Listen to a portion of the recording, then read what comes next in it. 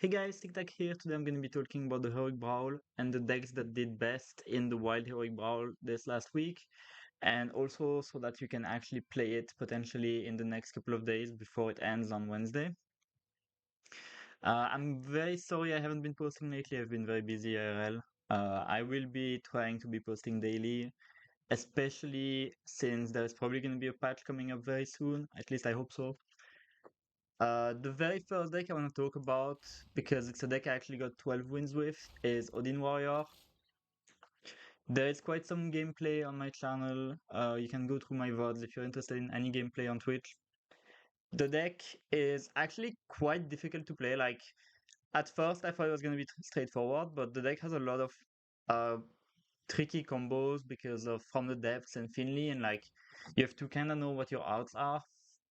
I would say it's the best deck to get 12 wins on the Heroic Brawl with, but you need to not have to craft anything in the first place. Like, I wouldn't recommend crafting legendaries to play the Heroic Brawl, and I wouldn't recommend playing the Heroic Brawl for money. Like, only do it if you have gold, and if it doesn't like leave you vulnerable to like missing out on the mini set because you spent 1,000 gold on it.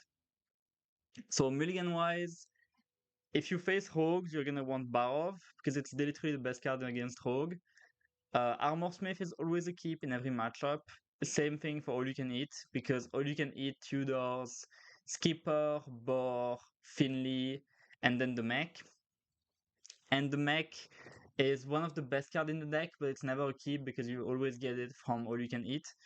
And basically what you can do is that you can gain 300 plus armor. You guys have probably seen clips going around, because basically you play the 1 mana replicator, and then that replicator gets you 2 armor smiths, and then you copy 2 skippers after that, and then the third minion you want to be playing is the Razorfen Rockstar, because then it gets doubled again, and so you end up with 2 armor smith, 2 skippers, 2 Rockstar, and the 1/1 from the replicator, so 7 minions.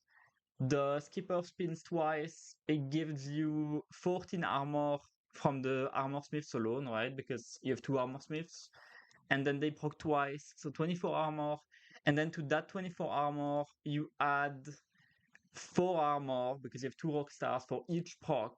So basically you gain 24 times 4 plus 24, so you gain 120 armor already just on the first proc. And then if you replay another minion after that, a 7th minion, because the 1/1 would die on the first 2 skipper procs, then you gain another 120 armor. And so usually you're gonna get 240. I could be mistaken with the numbers, honestly. Like, I'm just doing that on the top of my head. It might be 280. It's like 240 or 280, something like that. But you get above 200 armor, and then you can't really lose the game unless you get like your Odin Radded or your Okara Overdrawn or something like that. But it's very hard to lose from there. And you have so many ways to Tudor the combo that like the deck is gonna be killing a lot of the aggro decks. So it's gonna be killing Pirate Rogue, it's gonna be killing Giant Rogues if you get an early Shield Shadow or a Barov. It's gonna be, you can win the mirror as well because the deck runs Bulwark, and most of the other warriors don't run Bulwark. So as soon as they play Odin, you can Bulwark, do your combo, and you actually kill them before they kill you because of Bulwark. And like, they have to do their combo, but they miss out on 200 damage potentially. So yeah, really good deck that I got a lot of 10 wins with, 112 win with. Overall got me a lot of packs and dust and gold. So mulligan, yeah, From the Depths, bar off against rogue. All You Can Eat always, Armor Smith always because you can tutor that card. And always Shield Shadow against aggro as well. So against Demon Hunter, against rogue, against Priest as well, because usually it's gonna be Shadow Priest. Then we have the Miracle Giant Rogue that a lot of people have been seeing, the pack rogue with null.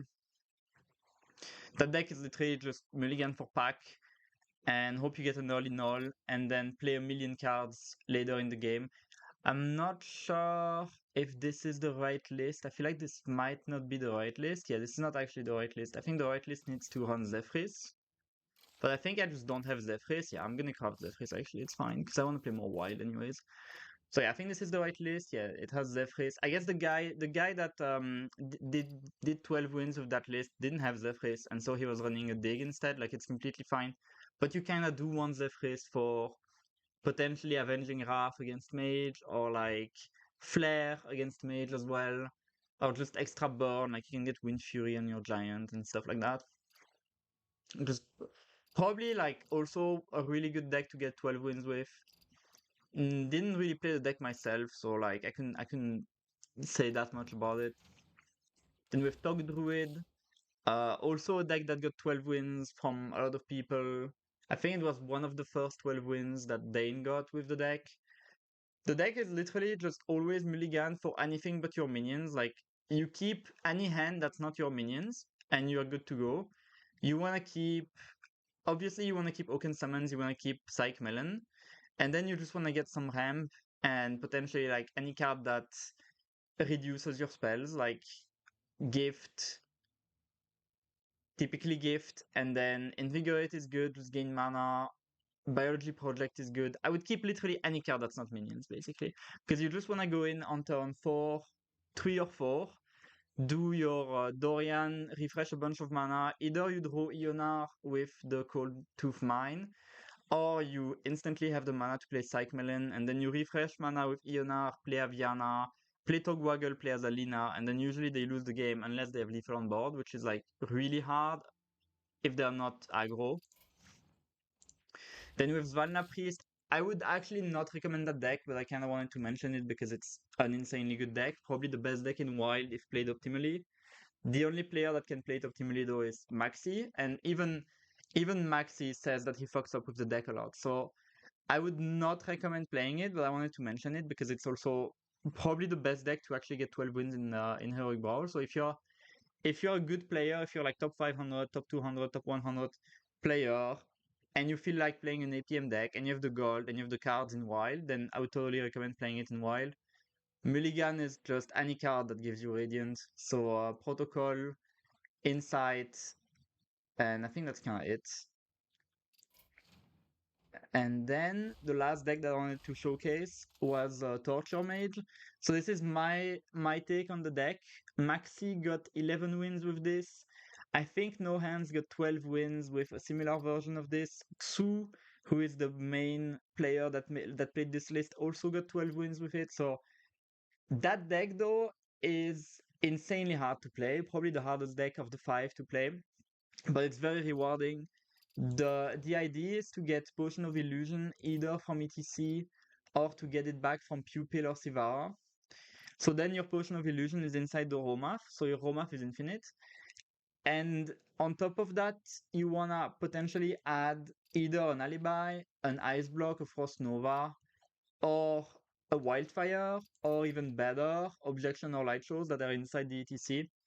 The best one being Light Show, because if you put Light Show inside the rommath on top of Potion of Illusion and potentially either an Alibi or a Frost Nova, then you're gonna kill your opponent in like 3 turns, basically. Because you're gonna go rommath a bunch of times, and then the rommaths are gonna keep generating Light Shows. The Light Shows are gonna get higher and higher, and you can actually kill from 1000 HP.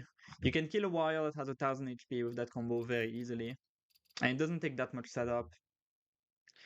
The problem with the deck is that it's very weak against aggro, I would say. So if you're facing pirate decks, they're usually going to be slightly too fast.